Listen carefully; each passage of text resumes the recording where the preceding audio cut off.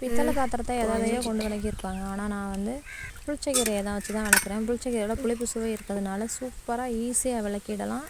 அதுவும் இல்லாமல் நல்லா பளபளன்னு பாத்திரம் இருக்கும். நம்ம சமைக்கிறப்ப வேஸ்ட் ஆகிற புளிச்சக்கீரை தண்ணி வடிகட்டுவோம்ல, அதுலேயும் ஊற வைக்கலாம் கைப்படாமல். அப்படி இல்லைன்னா புளிச்சக்கீரையை அரைச்சி ஒரு டப்பாவில் 6 மாதம் 1 வருஷம் ஸ்டோர் பண்ணி வச்சுக்கிட்டோம் அப்படின்னாலும் அதை தொட்டு சாம்பல் மிக்ஸ் பண்ணி விளக்கலாம். நான் விளக்குற வீடியோவை வந்து பாருங்கள். எத்தனை பேர் புளிச்சக்கீரை யூஸ் பண்ணி விளக்குவீங்க அப்படிங்கிறத கமெண்ட் பண்ணுங்கள்.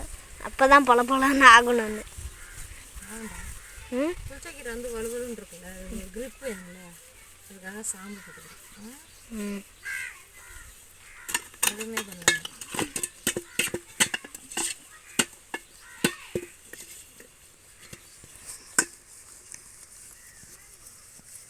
இப்போ விளக்கிட்ட தேய்ச்சிட்டேன். இப்போ காமிக்கிறேன்.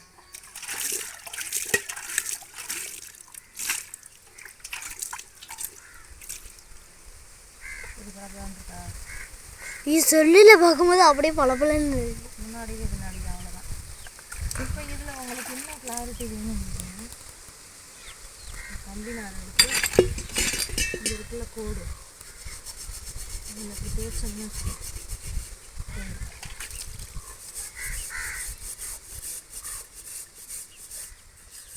பேச்சு பாருங்க.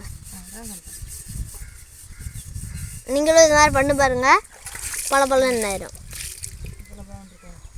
அடியில் பாருமா, இந்த அடியில் இருக்குல்ல, இதுக்கும் நான் தேய்ச்சது வித்தியாசம். அது நாரை வச்சு தேய்மா.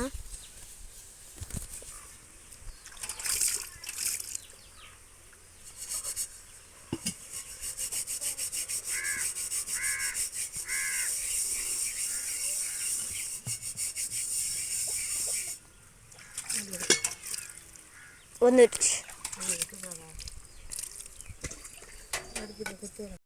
ஒரே ஒரு கட்டு புளிச்சக்கீரையை வாங்கி அதை அரைச்சி ஒரு டப்பாவில் ஸ்டோர் பண்ணி வச்சுக்கோங்க. உங்களுக்கு எப்பப்போ தேவையோ அப்போல்லாம் வந்து நீங்கள் புளிச்சக்கீரையை வந்து விளக்கி வச்சு ஜாமானை விளக்கி பாருங்கள், சூப்பராக இருக்கும்.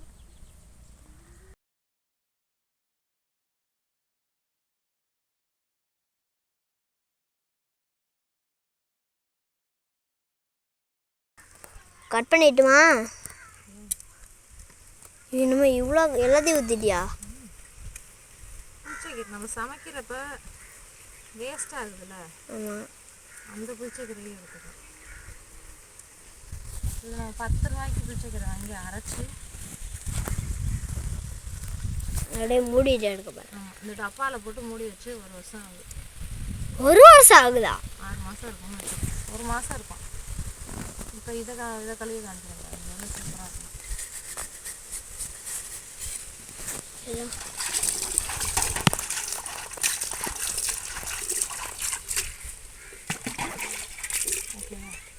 மணி நீ ஒன்று வாங்கினா நீ எங்களை சொல்ல எடுக்கவே கூடாது. எப்படி தெரியுமா, மண்ணில் ஒன்று குத்தி அதை ஆடாமலே நம்ம எடுத்துக்கலாம். ஆனால் கொஞ்சம் வெயிட்டு இதில் ஒன்று மாட்டி செல்ஃபி ஸ்டிக் தானே, 2000 ரூபா வாங்கலாமா? 2000 வா, 2000 பெரிய காசு. இப்படி இப்போ இது விளக்குனதுக்கு இது விளக்காததுக்கு வித்தியாசம் இருக்குது. அது கருப்பாக இருக்குல்ல, இது எப்படி கட் பண்ணிக்க கட் பண்ணி தான் இருக்கு. விளக்குனதுக்கப்புறம் பார்த்தீங்கன்னா பூஜை பாத்திரம் நல்லா பளபளன்னு மின்னுது. இந்த ட்ரிக்கை யூஸ் பண்ணி நீங்களும் ட்ரை பண்ணி பாருங்கள்.